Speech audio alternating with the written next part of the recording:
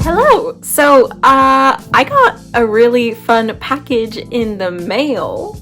I got this. Ooh! Let's see what we can make with it. So what originally inspired this video idea, or just me getting this ink in the first place, is that when my dad went to China a long time ago, maybe 3 or 4 years ago, he got me this beautiful set of calligraphy brushes. And since then, I've never used them because I never had the proper ink to do so. So, since, you know, we're in the middle of a 4th lockdown here in Canada, I told myself, might as well get some ink so that I can use them and make some art. So this is what we're going to be playing with today. I would like to make it clear that I am, for one, no professional in any type of Asian calligraphy, Chinese calligraphy, Japanese calligraphy. These are technically from China, but this is ink from Japan. And overall, I'm not a professional, and this is not a tutorial in any single way. There are definitely more professional and more talented people who know exactly the whole story and culture behind everything and know how to teach it properly. So if you're looking for a tutorial, go and look for them. This is just me having fun with the materials that I have. So just wanted to clear that up before we get started. And oh my god, I can actually paint! The materials that I have today are, of course, my calligraphy brushes. We also have this Sumi ink. Originally, I saw in a few videos, because I did do a little bit of research, they have Sumi ink rocks or stone, or I don't know. It's like a stone and they just put a little bit of water and then they work it in, and then it actually has the ink in the stone itself, and it's like super interesting. But I didn't get that. I got just a little bottle of the Yasutomo black ink, Sumi ink for calligraphy, brushwork, painting, drawing, all that type of stuff. It is originally made in Japan as well. I just got it on Amazon. I will leave the link down in the description down below if you are interested in getting it. And yeah. The other stuff that I have is, of course, these 2 paintbrushes, which you have seen in 2 different videos now. Again, they are the only 2 healthy looking paintbrushes that I own, and therefore they're the only ones that I really have and can use. So these are the 2 smaller ones that I have compared to my calligraphy brushes. And we have that. We also have a little mason jar full of water for obvious reasons. We have paper towels for accidents and extra excess of ink and water. And finally, this little pile of little ceramic containers to put the ink in. So I've seen a lot of people kind of like dilute the ink with water in order to make it a lighter shade. So that's what I will be doing as well in order to get, you know, variation. And oh my god, we're actually doing this. This is so cool. So I'm going to be experimenting directly in my sketchbook. This is a sketchbook that I also got from Amazon. Really, really love it. Again, the link will be down in the description down below if it's still available and if I can still find it. But before I open up my sketchbook and start sketching and playing with the ink, first I need to actually open it, and I'm going to be pouring it in the bigger container. And I'm only going to be putting a little bit because we are still learning how it works. I actually have no idea how to open up this bottle, so you are in for the adventure with me. How does this work? Oh. Ooh. Wow, that is black. Okay. Ooh, it has a smell to it. It smells like clay. I don't know if you've ever worked with clay, but like the fresh clay, it smells like that. Okay, well, as you can see, I put a very small amount of ink in the little container, and I'm going to test it out in my sketchbook. Okay, so we have a nice, clean, crisp white page. So I'm going to start off with the non-calligraphy brushes first to just kind of get a feel of how the ink works on a smaller scale, and then we're going to try to actually do some kanji calligraphy with the calligraphy brushes as well. So we'll see how that goes. Okay, so I'm just dipping it in, straight in there. Oh my goodness. By the way, this is the very first time that I've ever used just straight up ink. I'm used to watercolors or like acrylics and gouaches and whatever that I have used in the past, but I've never used ink all by itself. So let's see how it works. That is dark. Wow, wow, wow. I've never seen a black so black, if you know what I mean. Whoa, this is so cool. Okay, well, it's definitely black, so that's cool. Now, am I going to make a mess by attempting to pour some of the water in these little containers? Probably. Am I going to try it anyways? Yes, I am. Okay, we're good. No mess. I am a professional. Heck yeah. Okay, so we have these two little containers, and hold on, cat here. And what I'm gonna do is put a little bit of the ink in both containers, one more than the other, and it's just to get like a lighter color. Whoa! I don't know if you guys saw that. Yes, you did. Holy crap. I only put a little bit of ink and it just exploded. Was that too much? I was expecting for it to be too little. Okay, yeah. It's definitely much lighter. I sincerely hope this does not stain my ceramic pots. Okay, so my plan for today was, of course, playing with the calligraphy brushes and playing around with doing Japanese calligraphy, but I also wanted to make a small illustration as well to kind of see how the inks kind of react to being diluted, which we've played around a little bit before with. And to help me today, I have these little kanji cards that have been featured in past Japanese videos, and basically they tell you how to do the brush strokes for most of the kanji symbols. So that is what is going to help guide me today as I attempt to do Japanese calligraphy. Okay, so we're going to start off with a few simple ones, the ones that are graded grade 1, just to kind of get a feel on how stiff the brushes are and whatnot. So I'm just going to choose a few kanji symbols and we're going to play around with that. I just realized that these are all numbered and they had like an order to them, and it's going to bother me that I just took them out of the stack and I'm going to have to put them back in order later on, but that's okay. I chose 3 of the easier kanji to start off with, and I'm kind of scared but excited as well. Brush strokes order at the bottom here. So this is what I'm going to be following.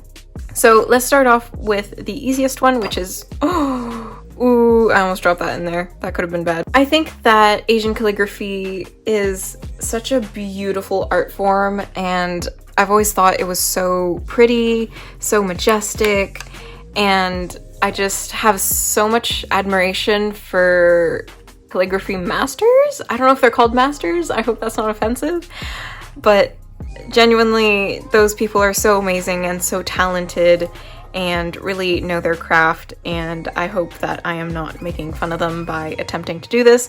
I have done Japanese calligraphy once in the past when I was taking a Japanese class, so I guess I'll just go in directly. I'm scared. Okay, oh god, I did it. In the videos that I watched, I don't know if they wet the brushes first, but I know that they really like lathered up the brush a lot, and to get every single piece of hair. I'm not going to talk much for this first one because I'm really going to concentrate and do my best.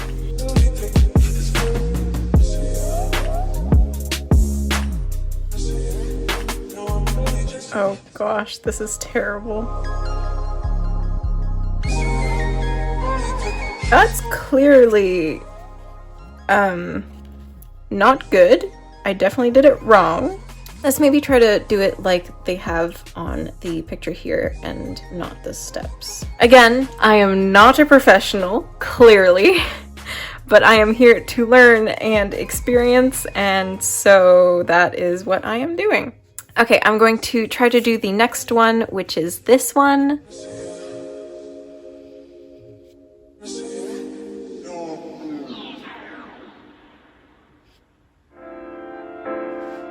Not bad. My lines are still a little bit too thick. The brush is a little bit hard to control. The bristles are very soft. They're not some of the harder ones, so control is a little bit limited.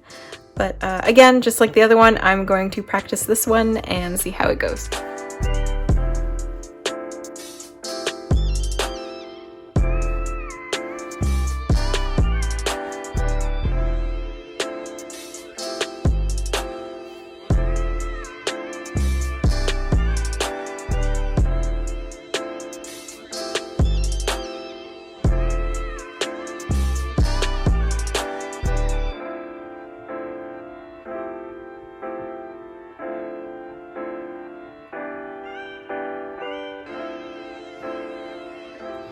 Okay, actually that one wasn't too bad.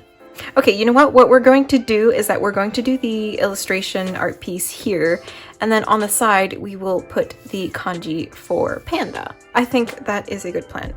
I think it's safe to say that my water jar has officially become ink as well. Okay, I literally tried to take the ink out and then I tried writing with it and it was still extremely dark.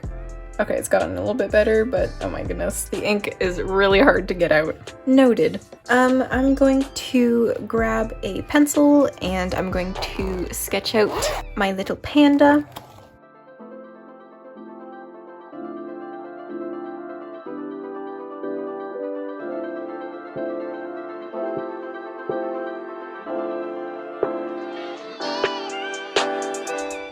Okay, so I did a very quick small sketch of a little adorable panda eating a little bamboo shoot, and I think it turned out really, really cute. So technically I know since we're using black ink, there's no point in really lining it, but just so I have my guidelines, I'm going to quickly go over it with my kneaded eraser and line it, and then we're going to go straight into painting.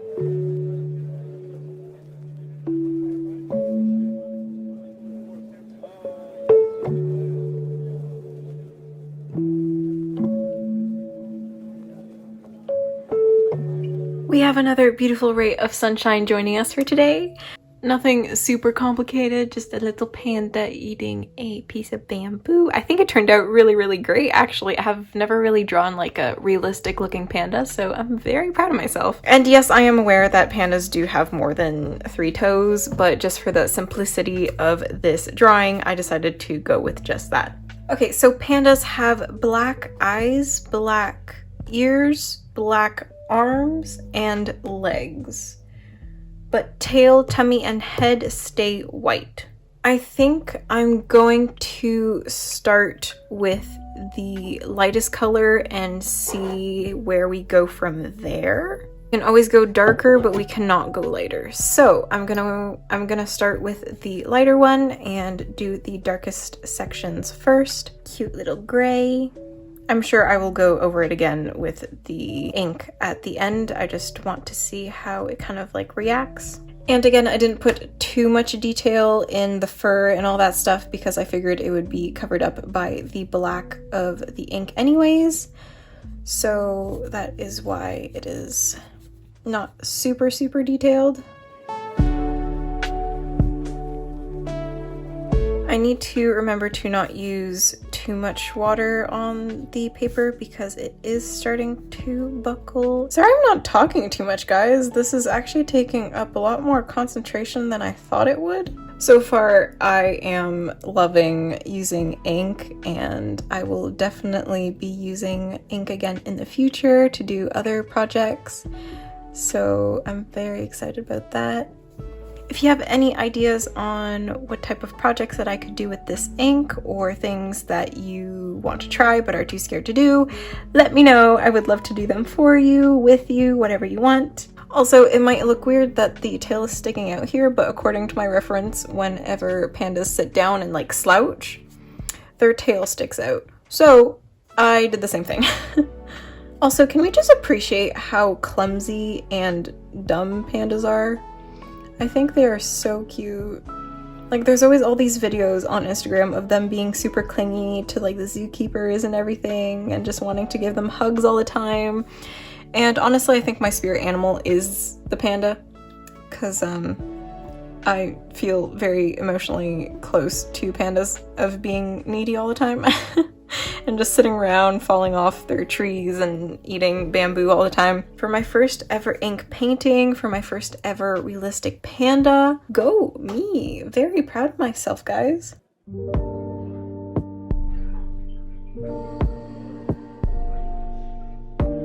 There we go. That's really cute. I like that a lot. I'm gonna go in with the straight up ink very lightly because I did color in the nose a little bit with the liner simply because I had messed up a little bit, but then I figured that like, hey, it's gonna be all black anyway. So then I kind of scribbled in it because the nose was a little bit crooked and I wanted to fix it. I think we're gonna add also some more bamboo shoots on the sides and also color in the bamboo shoot as well.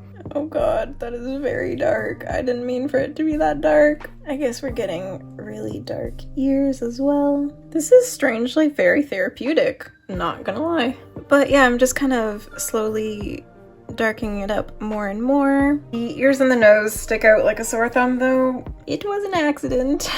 And voila, guys, I think we have our panda. I think it turned out really, really cute. I'm quite proud of it. All right, well, there we go. We have our panda with extremely dark ears because they were both accidents, but that is okay. I guess it's time to add some bamboo shoots on the sides. Now, I've seen a few people make some, and you just kind of do a rectangle, another rectangle.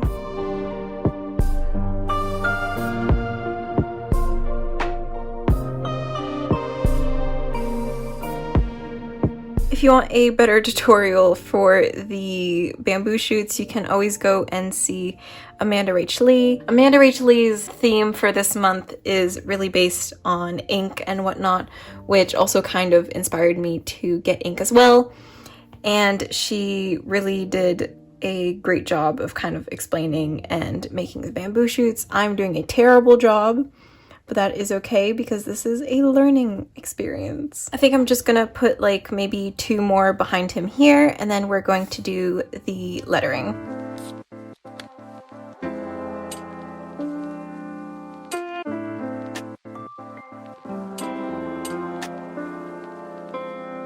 So far, I'm super, super happy with how my first experience with Sumi ink has gone. I think that it's a super fun medium to play with, and it really like brings you out of your comfort zone because you have to do like more grayscaled type of things, and I think that's really, really nice. And so far, I think I've done a pretty good job on kind of figuring out how the medium itself works. And I'm really proud of my panda! Okay, so I did a few little bamboo shoots in the back. They're not great by any means, but that is okay. And now I will bring back the calligraphy brush, and we are going to do the kanji for panda. So I found the proper kanji online. They are originally Chinese. We're going to write it out, and I am petrified. Same process as before. I am just going to lather up my paintbrush. Now, please excuse my brush strokes for this upcoming kanji. There is no indication on how to, or like what order to do them in. So I am going in completely clueless, and I just have an image of what the kanji is supposed to look like. So I'm gonna do my best to recreate it as close as I can, and here we go. Okay, so the first one, they are very complicated by the way. The first one has kind of like 4 parts to it. And the first kind of goes like so. Oh god, we are committing. And then you go over here, and then you do a plop. And then we do a little T thing, another brush stroke. And then under that, we have this long guy who then continues like so. Oh, this one is the one that I did earlier, or close enough. Like this again. And we have 4 dots at the bottom.